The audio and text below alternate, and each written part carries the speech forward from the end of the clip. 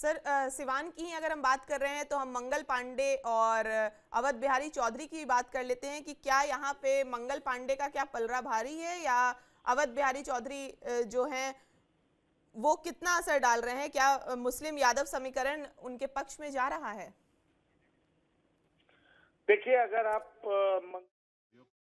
एक बेहतर सरकार बनाने के लिए, एक बेहतर बिहार बनाने के लिए, लोकतंत्र को मजबूत करने के लिए, लोकतंत्र में जब भी कोई खतरा महसूस हो कि इससे पूर्व के सरकारों ने क्या किया, किस तरीके से ईडी सीबीआई का अच्छे से उपयोग किए कि नहीं किए, सरकार अपना फर्ज पूरा किए कि नहीं किए, उन्होंने जो वादा किया, घोषणा किया कि हम ये करेंगे वो करेंगे, वो किए कि नहीं किए, ये सब चीज़ को ध्यान में रखकर अपना वोट का प्रयोग कीजिए, क्योंकि ये देश जो है ना वो आपका है, किसी नेता का नहीं है। ये देश का मालिक जो है वो जनता है, और जनता जो मालिक होता है तो वो अपना 5 साल का में एक बार वोट गिराने का मौका मिलता है, तो आप अपने वोट का सही से इस्तेमाल करें। अभी तो मैं मतदान किया हूँ, आगे जलपान भी, तो अभी रास्ते में कई जगह प्रचार में, चुनाव प्रचार में जाना, आज 9 जगह कार्यक्रम है, तो इसको देखते हुए अभी फिलहाल तो मैं निकलूंगा, और मेरा जलपान भी मुझे लगता नहीं हो पाएगा, फिर दूसरे समय होगा।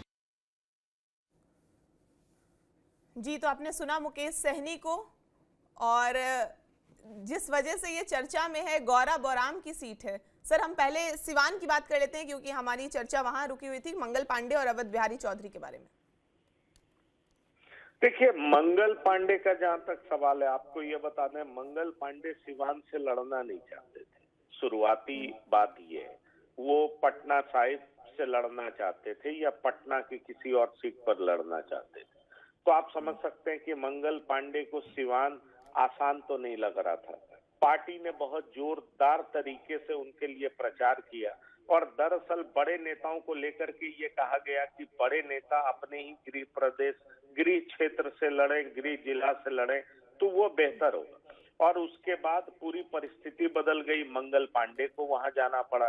दरअसल जो मेरे पास जानकारी है वो भी आपको बता दें कि मंगल पांडे के अलावा सम्राट चौधरी भी पटना से ही लड़ना चाहते थे, क्योंकि पटना बड़ा सेफ सीट माना जाता है बीजेपी के लिए। लेकिन फिर वही लॉ वहां भी एप्लीकेबल हुआ कि आपको हर हालत में अपने गृह जिले में ही लड़ना पड़ेगा, तो मंगल पांडे को जाना पड़ा। अब जहां तक सवाल है, जिस तरीके से बीजेपी के तमाम बड़े नेता वहां पर पहुंचे, उन्होंने बहुत जोरदार तरीके से प्रचार किया और फिर मंगल पांडे को जिताने का प्रयास किया। अब सवाल उठता है कि मंगल पांडे जो कि 2012 से विधान परिषद के सदस्य रहे, ये आप जान लीजिए, अभी तक चुनाव जीते नहीं।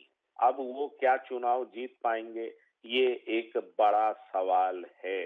और मंगल पांडे की सीट भी बिल्कुल आसान है, ऐसा आप नहीं कह सकते, जबकि बीजेपी के वो बड़े नेता हैं। पार्टी ने एक बात बहुत साफ कर दिया कि जो बड़े नेता हैं वो चुनावी मैदान में उतरेंगे। अब आप समझ लीजिए कि 2012 से जो विधान परिषद का सदस्य हो और 2017 के विधानसभा चुनाव के लिए इनको हिमाचल प्रदेश का प्रभारी भी बनाया गया, तो आप समझ लीजिए कि ये कितने इंपॉर्टेंट हैं। बीजेपी के प्रदेश अध्यक्ष भी रहे, अंतरराज्यीय राजनीति भी करते रहे। इनकी सीट का जहां तक सवाल है, तो आपको कह सकते हैं कि इनकी सीट बहुत स्मूथ गोइंग है, जीत ही जाएंगे, इसका दावा कोई नहीं कर सकता, क्योंकि इनको भी जबरदस्त टसल मिल रहा है, ये बात सच है। अब ये चुनाव परिणाम के बाद पता लगेगा कि ये किस तरीके से अपनी सीट पर जीत में तब्दील करते हैं, ये देखना बेहद दिलचस्प होगा। लेकिन पूरे प्रदेश की का दिमाग, ध्यान मंगल पांडे पर भी लगा हुआ है, क्योंकि लंबे समय से ये स्वास्थ्य मंत्री रहे। तेजस्वी यादव ने कई बार इन पर आरोप भी मढ़ा है। अब ये देखना दिलचस्प होगा कि क्या ये मंगल पांडे सीवान से जीत पाएंगे या नहीं। जहां तक अवध बिहारी चौधरी का सवाल है, तो आपको बता दें कि अवध बिहारी चौधरी और शहाबुद्दीन परिवार के रिश्ते कभी भी सामान्य नहीं रहे। वहां इनर पॉलिटिक्स भी बहुत जबरदस्त रहा है, जबकि दोनों एक ही पार्टी से बिलोंग करते हैं। अब इस बार लालू प्रसाद ने सबको एक प्लेटफॉर्म पर लाने का काम किया है। सबको लगता है कि भाई अगर आरजेडी एक बार सत्ता में नहीं आया तो पार्टी को बनाए रखना, मजबूत रखना बहुत आसान होने नहीं जा रहा है। तो इसलिए आरजेडी ने बहुत कोशिश की। आपको ध्यान होगा तेजस्वी यादव ने खुद वहां की यात्रा की है। सिवान में मैक्सिमम सीट जीतना चाहते हैं तेजस्वी, और इसके लिए जो दो बड़े स्टालवर्ट हैं उनके, एक तो अवध बिहारी चौधरी पुराने नेता हैं, और दूसरे शहाबुद्दीन के परिवार से ओसामा साहब को टिकट दे करके एक तरीके से लालू प्रसाद ने मुस्लिम यादव कॉम्बिनेशन को मजबूत करने का प्रयास किया। लेकिन वहां पर मुस्लिम यादव कॉम्बिनेशन मजबूत हो पाएगा, इसको लेकर के निगाहें सबकी बनी रहेंगी, क्योंकि वहां पर यादव समाज का भी एक बड़ा तबका मुस्लिम के खिलाफ वोट करता है। पर क्या ये जो पिछड़ा समाज है, यादव है, इन सबको एकजुट कर पाने में इस बार आरजेडी कामयाब होगी?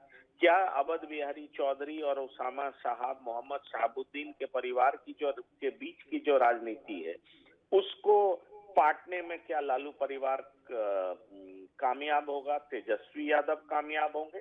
ये देखना बेहद दिलचस्प होगा। जहां तक आपने पूछा कि क्या मंगल पांडे के लिए सीट आसान है, बिल्कुल नहीं है। मैं आपको बता